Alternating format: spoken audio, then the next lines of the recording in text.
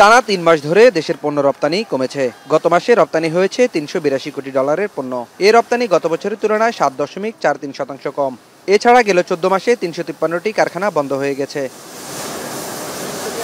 এমন অবস্থায় বিশ্ববাজারে বাংলাদেশের রপ্তানি সম্ভাবনা তুলে ধরতে ঢাকার অদূরে এই প্রথম সরকারি উদ্যোগে অনুষ্ঠিত হচ্ছে গ্লোবাল সোর্সিং এক্সপো ২০২৫ ঢাকা, যেখানে তৈরি পোশাক, চামড়া ও চামড়াজাত পণ্য, পাট ও পাটজাত পণ্য ও কৃষিজাত পণ্য এবং প্লাস্টিক পণ্যের শতাধিক স্টল। এতে অংশ নেয় দেশি বিদেশি শতাধিক প্রতিষ্ঠান।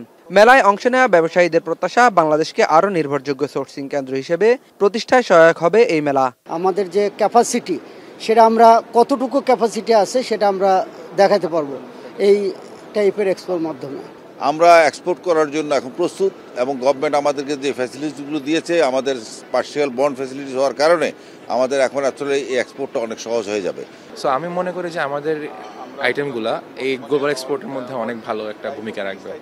সিটি গ্রুপ টি এক্সপোর্টে কিন্তু অনেক দূর এগিয়ে গেছে। আমরা মধ্যপ্রাচ্য, ইউরোপ, আমেরিকা, সাইপ্রাস এবং আরও জাপান অনেক দেশে চা রপ্তানি করতেছি।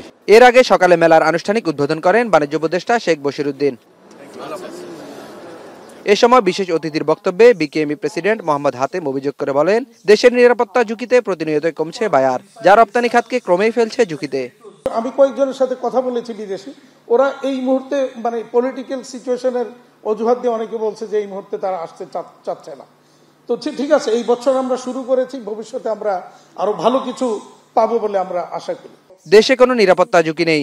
বিশ্বের বিভিন্ন দেশে অপপ্রচার চালাচ্ছে একটি চক্র, যা রোধে সরকার কাজ করছে বলে জানান তিনি।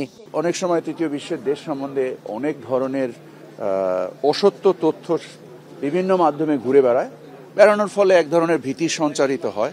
বাট আপনারা নিজেরা জানেন যে আমাদের দেশের ঘোরাফেরাতে নিরাপত্তায় কোথাও তেমন কোনো ঘাটতি নাই। দেশি ও বিদেশি উদ্যোক্তাদের এই মিলন মেলা দেশের রপ্তানি ও বাণিজ্য খাতকে সমৃদ্ধ করবে বলে আশা বাণিজ্য উপদেষ্টা সহ সংশ্লিষ্টদের।